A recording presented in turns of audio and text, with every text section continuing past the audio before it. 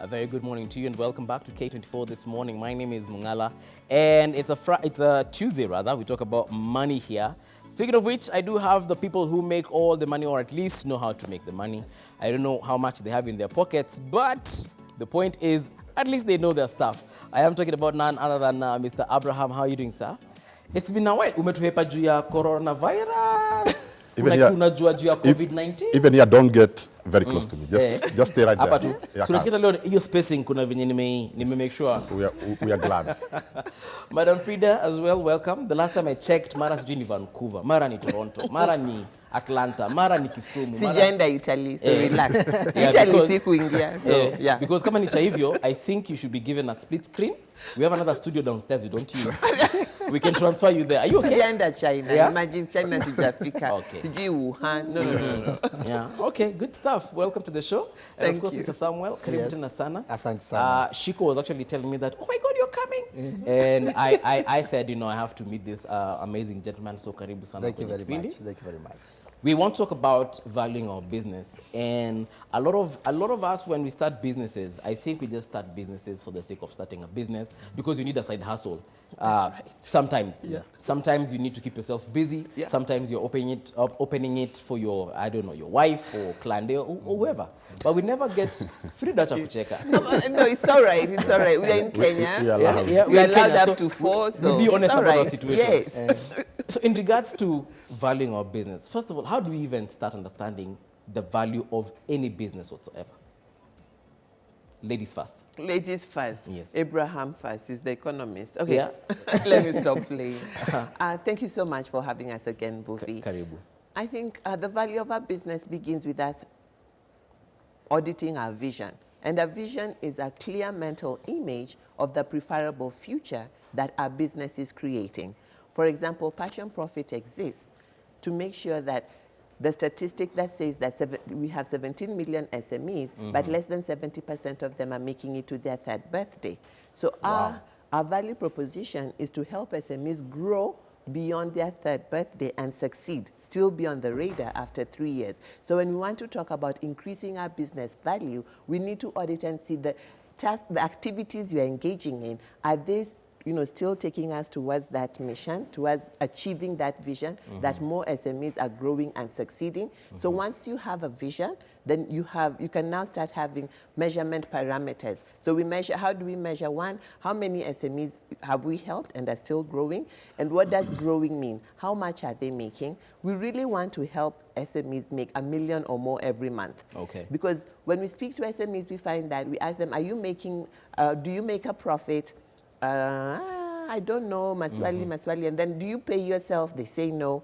And then many people are hiding away from paying VAT because they have not reached 500,000 a year. So I'm thinking, when do you want to reach 500,000 a year? And how much is 500,000 a year today? And what can it really do for you? So it's really beginning to help them think bigger and find out what is their passion, what is under their skin. I've talked about skin here before. Right. What is under their skin and how can they make sure that they do something more meaningful, not just about making money, but be able to pay themselves, hire others, because when we're looking at growth, we're looking at you're able to pay yourself, there's consistent revenue, you're able to pay staff, you're able to expand. Right. There's impact happening, changes happening because your business exists. Then now you're valuable. So there'll be parameters to measure that value. All right. Some will probably come to you. In regards to some of the things she has said, first of all, not many SMEs make it to their 3rd birthday. So that means maybe after 2 years, you know what, hii biashara makes sense. You know, that's a very interesting statistic, if you look at it. Yeah. So does it mean that a lot of our businesses are actually valueless, for lack of a better word? I agree with Frida 100%. And I would say one of the pillars that people lack is on the passion. We're just having a discussion. Yeah. When I just got into image consultancy, Right. she was my coach. That was 2012. Okay. And you see, it has not been a very short journey. That has been a very long journey.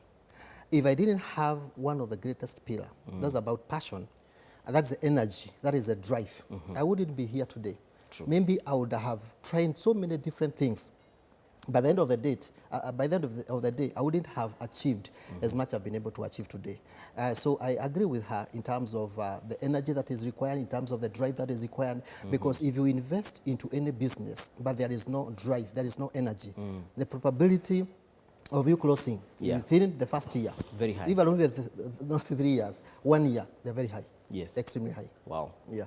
Abraham, Yeah. now from an economist's point of view, there's probably someone who's just seated in the house thinking, but me, I sell shoes online, probably I sell dresses online, or I do whatever, and I'm making money, so I don't want to get your valuing my business. What exactly are they talking about? You see, valuation of business is actually a scientific process, and there are various methods to do it. One of the most popular methods is to look at a business and look at what are its potential future cash flows, and use that to factor and give it a price. Now, what am I saying here? When you get into business, unless it's a not-for-profit organization, you go in to make money. Definitely. Right. Now, so we are looking at what is the potential cash flows in the future for this business. All factors help. That is one method. The other method, you could say, okay, we value the lights, we value the seats, we value everything. That is the value. Asset valuation, where you're just looking at the asset. You're saying, if today we were to sell everything, this is what we'd get. And this is even the last one. You said, if today we were to redo K24, Yeah. what would it cost for us to put all these things? But now, just a second, because I want to indulge Frida into something that you've just said. Yes. Frida, there's like a part you said in your intro about, do you pay yourself? Do you pay your staff? Do you, and he has mentioned something quite important. And we always call staff human resource. Yes. So do we also value them? If I have Abraham course. and I pay Abraham, I don't know, 100,000 a month. Yes. Do I also include that in my business valuation Yes. as I include the cost of this table is 5,000? Absolutely, because the people working in your business are trading their time for money, and that money you're paying them. And Abraham has clearly said that we're looking at one way of looking at it is that of valuing is looking at the cash flow, and the cash flow will be determined also by how much is flowing towards the people that you have employed. Right. So looking at revenue, looking at people, looking at assets, and now most importantly at the planet. How are you adding value to the planet? Okay. Now, By so planet, if you mean look the at entire globe, any? Sorry? You mean the entire globe, yes. Yeah. But you see, the planet is the entire globe, but it starts with your little corner where you are, all right? Right here on Kijabe Street. Yes. If K24 disappeared, Yeah. would Kijabe Street notice? And why would they notice? Because remember, you are here to create a more preferable future. Right. So you're affecting lives. Okay. Okay, and you're affecting lives. Their jobs. You're giving people information through your Can media you take channels. my parking money every single day? Yeah, Kanjo, so that's my Kanjo is contribution happy also. that you exist. Every day you give them 300. You understand? Yeah. So people, when you look at the triple bottom line, people, planet, profit, so it covers all that in a very simplistic way. Okay. Yes. All right. So Abraham, probably coming back to that statement you were making about now valuation in terms of even the seats and the whatever, that's one way of looking at it. Which other way do we have of looking at it? Yeah, you see, I've given you 3 methods, but you see, there's something she's talked about the human resource. It's a very interesting, when businesses talk about their key personnel, they'll say this, they'll put them on their profiles. But if you look at the financial statement very carefully, where do staff fall under? Staff expenses. They don't fall under staff assets. They don't fall under assets. All right. So that is the sad part about it. Really? Yes. I'm In the financial not statement. an asset at K24. No, you're under staff emoluments. Your Expenses. So, Yes. so those 3 valuations, it's because like for example, if especially this most of these techy businesses, like today if you are to value Uber, Yes. Uber probably apart from the few laptops and they have in their business, they don't have much. Okay. But if you look at the potentiality of cash flow, that is what they are value based. So that's the most popular. It's called the discounted cash flow method. That's the best. But instead of using pure assets, is where now if you're in real estate, it makes more sense now To say I have 10 houses, Yeah, for to value your example. assets. Yes. So these business valuations are made. But I want to make a disclaimer here. Even as you start your business, you are the dream owner. Okay. You know, today, what you dreamt at night, it would be very sad today if I came and started casting doubt and telling you did not dream that way, it was this way, and you're the one who dreamt it. Yeah. So how do you allow yourself as a dream owner to be shot down by people who have not seen what you're seeing in your dream? Okay.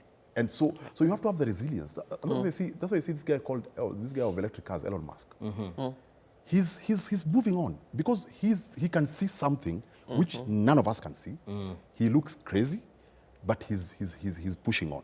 So for me, if you're a business, if you have seen a solution that you think that the world needs, and everybody thinks you're crazy, I think just continue being crazy. Absolutely. Because at the end, That's the everybody else will be proved crazy. I think he needs a clap. And Samuel, continue being crazy. Yeah. Samuel has been crazy the last 5 years. No, more than 5. More than since 5 years. 2012. Being crazy. That's the Actually, passion. 8 years. he's And all you are talking seeing about. is seeing something that other people can Cannot actually see. see. Yeah. That's very powerful. Because when I started like DTI, most of my friends were like, Moraga hii ni nini umeanzisha? Yeah. You know, being an Those investment statements will advisor. But I couldn't see what I was seeing. Yeah. But for some now they can see. Okay. Because mostly it's giving value in communication. All right. Because 85% of the financial success is based on how you are good in communication, negotiation skills, and leadership. Yeah. Yes. We'll talk about those values in a couple of minutes. I want to include the audience, rather, you guys at home or in the office, in the car, whatever it is that you're watching, to get in on the conversation and use our various communication lines from WhatsApp to SMS, Twitter, and Instagram. And the question of the day that I want to ask you for you to actually interact with us on is, how do you value your business? How do you value that kibanda yako ya madondo? How do you value that taxi business that you run? How do you value that boda boda business that you run? Whatever it is, whether you do fashion, how do you value your business? Do you even understand the value of that business? Would you say that you're worth, I don't know, 10 bob or 10 million? Let us know, Twitter, Facebook, and Instagram as well, including WhatsApp. And Samuel, I'll come back to you in terms of those value systems you've just mentioned, in terms of communication. Yeah. A lot of people don't even know that some of these things that are not tangible actually do contribute to the value of the business. How many times have I walked away from a supermarket because a staff member probably wasn't there to even assist me find that screwdriver? How many times have I, walked out of a taxi because I feel like huyu jamaa ako rude, ama hajaoga, vitu tu zinakufanya utoke. Just how important is communication when it comes to business? It's very key. It's very key because we usually say you might have very good products, very good services, but I usually say the inability to communicate on the same to the target market is like winking at a girl in the dark. It's true. You have to have the skills to share the experience, to share about the services that you have. In other words, what you do have as an organization or as a business, do you have the same energy to communicate the same to the audience? So communication is very key. As I said, it's about negotiation skills. It's about leadership skills. It's about also communication. We round it off like that. So it is very, very important. Actually, even as I put it across on human resource, how much have you put into the human resource so that you can be able to help them become better in terms of communication? Very key. And you've talked something that is very important. You get to a supermarket, you're looking for something, but the person who is supposed to help you, the attendant, maybe even they cannot communicate about what you really what you want. Yes. In other words, it goes down to the income because sales is equals to income. If you cannot sell, then you're not in business. And every business is about selling. And business requires communication skills. Yes. Yeah. Frida, a lot of people cannot communicate. Sometimes it could be language barrier. Sometimes it could be they just do not know how to talk, or rather to even communicate. You come to them, again going to the screwdriver part, nataka uniuzie screwdriver. Kuna ile screwdriver ndogo. Yeah. A lot of these people will be like, either they'll be rude about it, or they just feel lazy. Hiyo screwdriver manzejo, siwendo katafute kwa Abraham. Mimi sijisikii kwenda kuangalia huko juu kama hiyo screwdriver number 19 niko nayo, Yeah. How can they make sure, like what you guys do at Passion Profit, to make sure that guys actually understand that screwdriver that you think costs 5 bob, to you when you multiply how many 5 bobs you can sell, itakusaidia in the long run? Absolutely, Mbuvi. You see, there are a couple of factors that come into play. So a lot of times you're looking at a symptom or a fruit of an existing root. So it again starts with vision. And vision is like the dream owner. What are you dreaming about? What do you want to achieve, all right? So once you have a vision, then you package it into a value proposition, all right?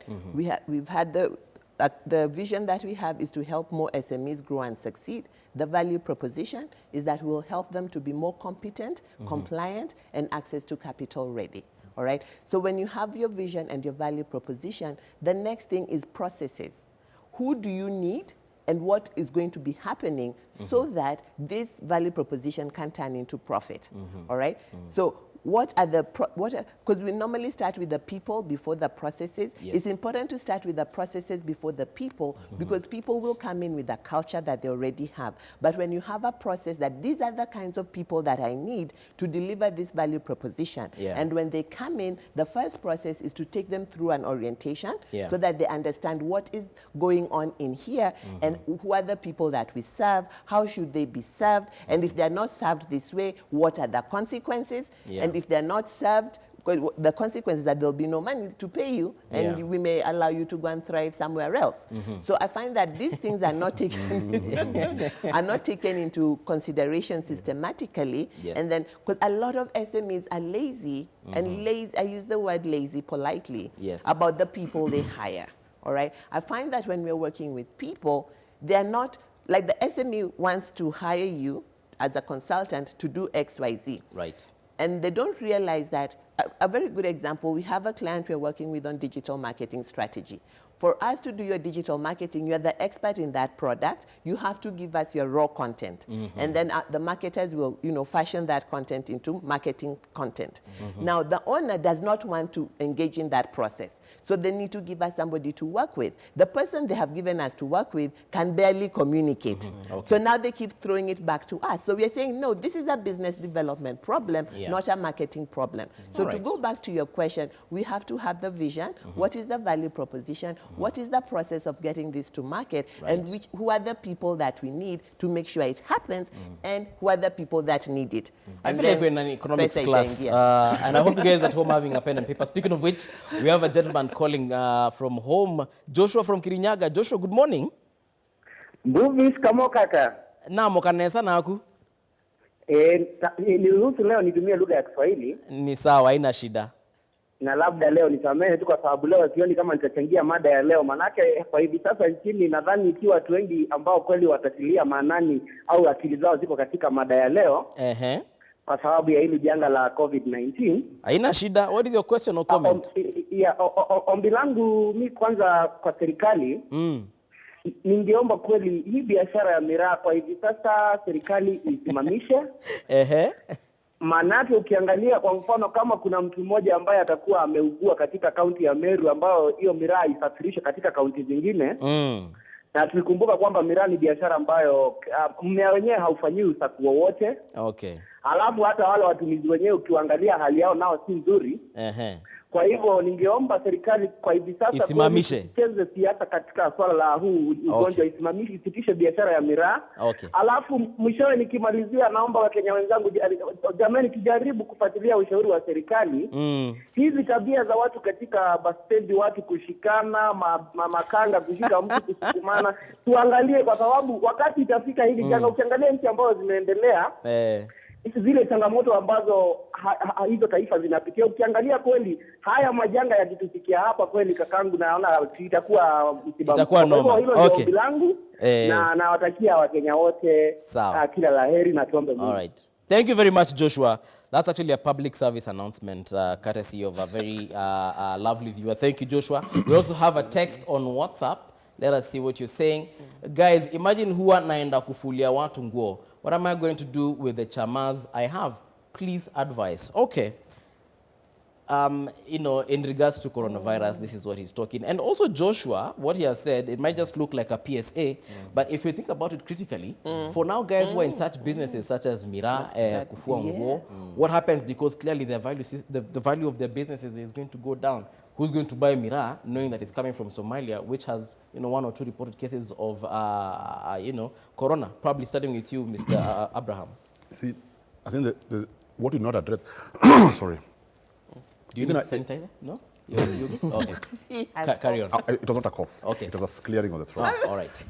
Now, the, the point I'm trying to make is this. Yes. Even when you're doing evaluation, evaluation is time bound.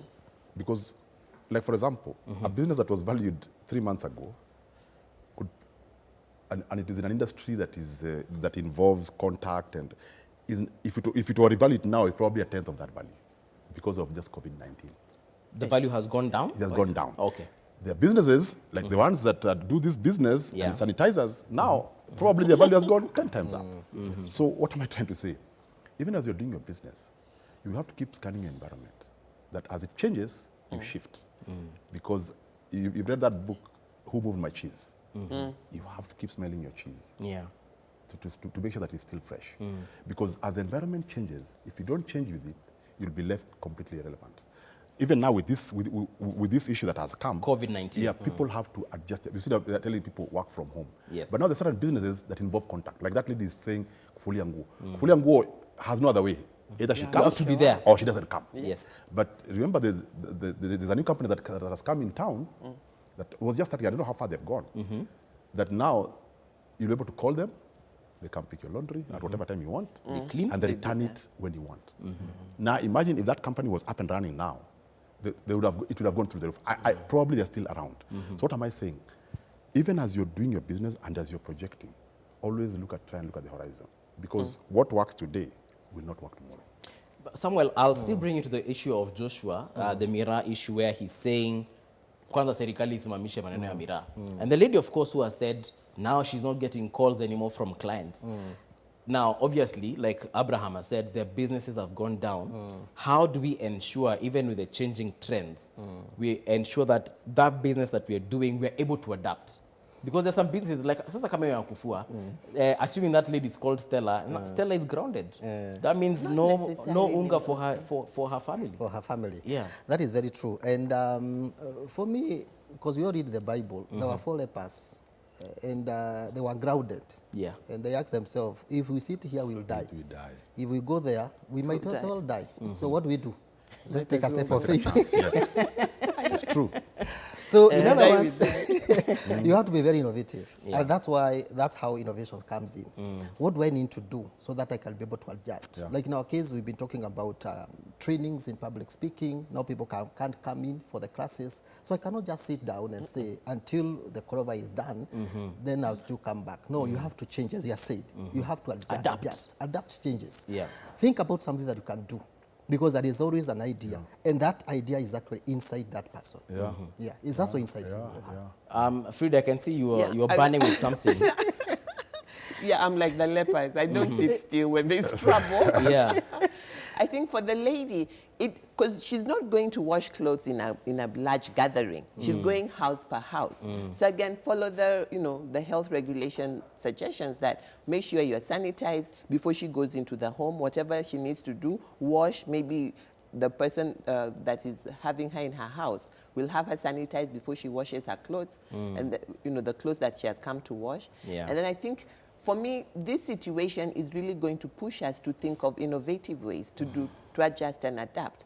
What if in that estate, they all changanyisha and, they all changa, we like changaring, and get a Harambe. washing machine. We do a harambe, get a couple of washing machines, then we'll be using that, and then allow these girls that come into the estate to man the washing machines. We really need to start thinking innovatively instead of, what are we going to fall down and die? And then with the miraa, I'll allow the health people to talk about the miraa. Hiyo isimamisho kwanza. Hiyo isimamishwe Sikulangi kwanza. miraa. Sikulangi miraa. Ngoja tu kuna Tom kutoka Kinangop. We have a caller. Mimi daktari wa miraa. But this girl can carry on washing clothes one at a time. Okay, just hold on. We have a call on the line from Kinangop. Tom, hello. Charles, Yes, sorry. good Charles, good morning. Morning. How are you doing, sir? I'm doing good, sir. Okay, what is your question or comment? Now, I'm so grateful to the gentleman and the lady Yes. because of the good show that you have today. Thank you very much. Now, I just wanted to ask this question, Okay. because sometimes we fear investing or starting businesses, maybe because of not knowing the capital or the I would say the investment you want to make. Yes. Now, like for example, I want to invest with the 200,000. Okay. Now, is that enough maybe to pay my staff, to pay my rent, to pay my school fees, for my upkeep? Yeah, maybe I just wanted someone to maybe Advise emphasize you. on that so that we don't fear investing, because sometimes we think it's too low to invest with. Yes. Yeah, Okay. and maybe there's a best show where we get uplifted, we get encouraged.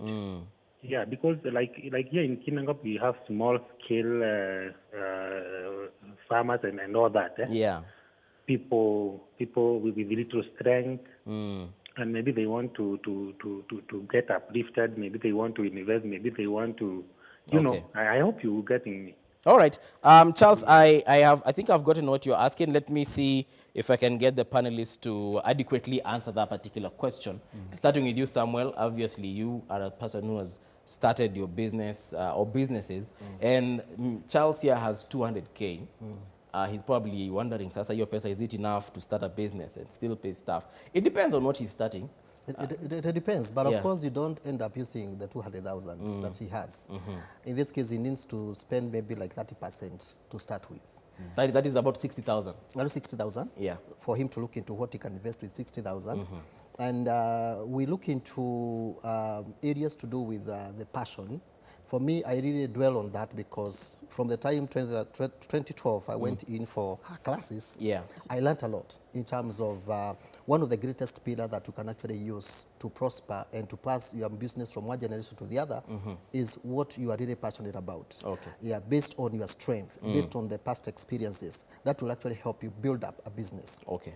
So you can look into what you can invest with for 60,000, and then from there, as a business continues to grow, then you can also continue to pump in the amount of more money capital. that you're making. Yeah. Okay. And I also believe he doesn't have to have staff initially, depending on what is. Yeah. nice. I will let you comment on Charles in a minute. I want us to take a break. We'll still talk about Charles and his 200,000. Kuna watu I'm sure wako wanangoja hivi hata mimi niko na 200,000 nataka kuona kama naweza invest. So do stand by, that conversation goes on in a couple of minutes. We'll be right back.